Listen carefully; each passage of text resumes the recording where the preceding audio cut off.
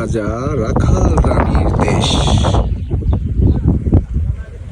শীতের সকাল,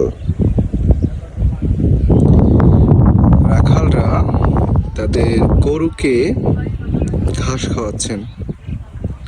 রাখাল রানীরাও তার ব্যতিক্রম নয়। এই মেঠো রাস্তা দিয়ে চলে গিয়েছিলাম একটা মসজিদের কাজে, আলহামদুলিল্লাহ।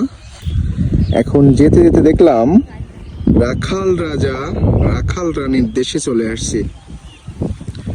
গরু চড়াচ্ছে এবং গ্রামের সেই মেঠো পথ ধরে চলে এসেছি এখানে।